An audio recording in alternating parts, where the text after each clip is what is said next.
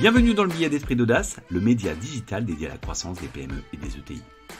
Tout comprendre en quelques minutes sur la stratégie et sur les tactiques d'exécution. Je suis Camille Brodac, directeur général de Momentup, premier accélérateur privé pour les PME et pour les ETI. Une opération de croissance externe est un axe puissant de création comme de destruction de valeur, comme on a pu le voir dans les billets traitant du process de croissance externe ou celui autour de l'importance de l'intégration post-acquisition.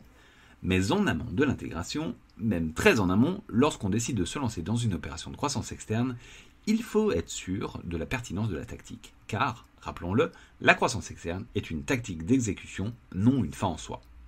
C'est ce que l'on va voir aujourd'hui. Bon, comme on l'a dit en introduction, une opération de croissance externe peut créer beaucoup de valeur, mais également être très risquée et en détruire beaucoup. Vous avez défini votre stratégie, vous avez décidé de réaliser une opération de croissance externe pour l'exécuter. Maintenant, avant de foncer tête baissée, il faut prendre un temps pour se demander si une acquisition est bien la bonne tactique. Même si la croissance externe est souvent très efficace, ce n'est pas toujours le cas. Je vais vous donner un exemple de l'intérêt de challenger en amont la tactique. Nous avons un client chez Momentup, une grosse ETI présente dans le monde du médical, souhaitant connecter ses produits pour un meilleur suivi de leur utilisation et de leur cycle de vie. Leur premier réflexe a été de nous donner un mandat d'acquisition. Après avoir commencé à travailler sur le sujet, on a regardé quelques cibles et on est retourné les voir pour leur dire qu'une croissance externe aurait détruit de la valeur pour les raisons suivantes. Les valorisations sont très importantes dans le secteur. Une start-up qui met un capteur IoT dans un hôpital est tout de suite valorisée plusieurs millions d'euros et notre client allait surpayer car ils auraient payé toute la valeur qu'ils auraient créée. Autre sujet, la volatilité des dirigeants. En effet, dans ce secteur, on aurait eu des dirigeants start-upers qui auraient, dans le cadre de l'acquisition, pris un gros chèque et auraient pensé tout de suite au coup d'après plutôt que se projeter avec mon client. Aussi, la majorité des cibles identifiées étaient présentes à la fois dans le médical, ce qui était stratégique, et dans d'autres secteurs comme le BTP ou l'industrie, qui étaient non stratégiques. Les activités non stratégiques auraient dû être abandonnées, détruisant ainsi de la valeur, car ce type d'entreprise s'achète sur un multiple de chiffre d'affaires. Enfin, il y a l'ADN. En effet, je connais bien mon client, et je connais très bien son ADN. Et cet ADN est incompatible avec une start-up. Donc on présumait très fortement qu'il y aurait eu un problème de culture entre une start-up acquise et mon client industriel. Donc en gros, notre client aurait surpayé sa capacité d'exécution et aurait pris des risques. Du coup, qu'est-ce qu'on fait ? On les a pris côté management de l'innovation en trouvant le bon partenaire technologique en IoT pour développer une telle application dans une logique d'open innovation et de partage de valeur. Résultat, en 7 mois et pour beaucoup moins cher et également beaucoup moins longtemps, l'application était sur étagère et aujourd'hui c'est un carton. À présent, revenons sur la théorie. Une opération de croissance externe répond à plein d'objectifs et il y a des tonnes de raisons pour lesquelles il faut la privilégier. On a une liste plus exhaustive dans le livre blanc sur la croissance externe à destination des dirigeants de PME et d'ETI que vous pouvez retrouver sur le site internet d'Esprit d'Audace, mais on va en privilégier 5 de chaque pour ce podcast. Donc d'abord, les raisons de privilégier la croissance externe. Pour chacune d'entre elles, il faut se poser la question de la réponse à un intérêt stratégique. Les 5 que nous avons privilégiées sont les suivantes. La première, aller plus vite. On peut toujours imaginer que l'on peut recréer une activité similaire à une entreprise que l'on connaît, mais d'une, c'est très risqué, car c'est pas simple, et de 2, ça vous coûtera parfois plus cher de recréer, et de 3, il y a une question de timing, car on n'a parfois pas le temps d'attendre, notamment lorsqu'on a des marchés matures qui se consolident, ou alors lorsqu'on a des activités très innovantes. Deuxième intérêt, consolider ses parts de marché. Ici, le sujet est d'être encore plus fort, car plus gros, en déployant ses avantages concurrentiels sur un périmètre plus grand. Cela permet également de réaliser des synergies, même si ce n'est pas toujours le moteur, mais la conséquence.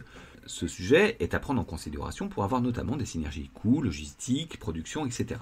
Troisième intérêt, acquérir une base client déjà existante. On peut en parler lorsque vous avez des velléités de verticaliser votre offre dans un autre secteur, ça ira plus vite en cross-sell qu'en pure acquisition, ou alors lors d'un déploiement géographique, notamment à l'international, car c'est parfois plus efficace d'acquérir une base client plutôt que de les créer.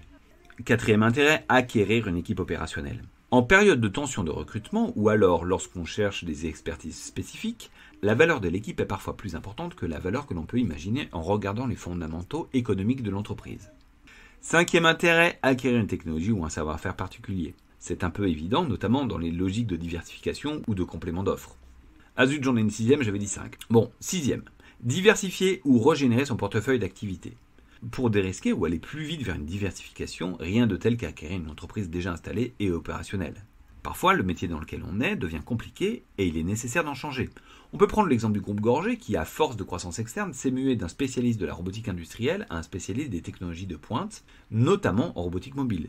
On peut aussi prendre le cas du groupe allemand minier et métallurgique Prosag qui, pareil, à force d'acquisition, est devenu un leader dans le tourisme, renommé TUI. Donc là, ils sont allés encore beaucoup plus loin.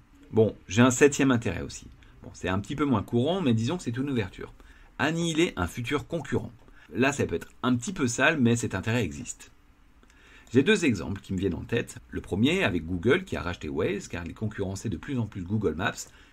Et du coup, ils l'ont bridé depuis en reprenant quasiment systématiquement les idées dans Google Maps.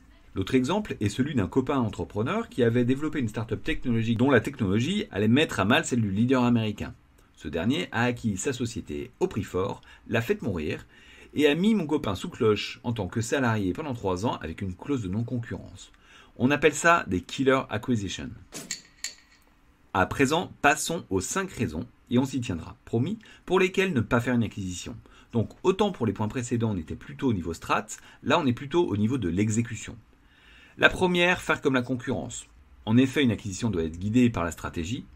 La copie n'est jamais le bon moteur, donc se lancer dans une opération de croissance externe sans stratégie précise, là c'est l'échec assuré. Mais pour autant, beaucoup d'entreprises font des acquisitions parce que leurs concurrents en font.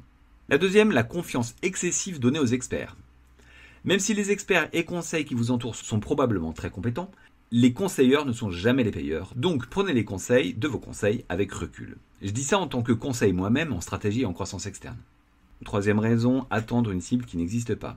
J'ai déjà eu un client qui voulait faire une opération de croissance externe et à chaque fois qu'on lui présentait une cible, elle était trop grosse, trop petite, ça n'allait jamais. Il est certes important lorsqu'on se lance dans une opération de croissance externe de dresser un portrait robot de la cible idéale, mais il faut savoir s'en éloigner un peu.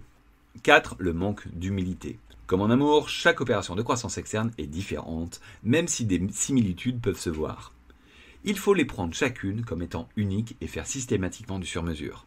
Aussi, il ne faut pas se dire qu'on est plus grand, que ça se passera bien, que les équipes réagiront bien, etc. L'arrogance ne paye jamais dans une opération de croissance externe. Bien au contraire. La 5e, la tendance à la précipitation. Comme d'habitude, le temps est souvent notre allié, il faut maîtriser l'agenda et la précipitation fait souvent faire des erreurs. Une fois qu'on a listé tous ces sujets, il y a l'opportunisme. Un de mes clients parle d'opportunisme intelligent sur certaines acquisitions qu'il réalise, même si elles ne font pas l'objet d'un objectif prioritaire, il reste en veille active sur ces sujets et sait saisir les opportunités qui se présentent. Bon, pour résumer, une opération de croissance externe est une opération qui doit être réfléchie et être challengée avec d'autres modes d'exécution d'une stratégie, croissance organique et croissance collaborative. Merci de votre écoute et à très vite. Ce billet a été fait en collaboration avec Momentup, le réflexe croissance des PME et des ETI. Donc un grand merci aux équipes pour m'avoir aidé à le préparer. Je vous invite également à aller sur le site internet d'Esprit d'Audace afin de télécharger le livre blanc sur la croissance externe à destination des dirigeants de PME et d'ETI.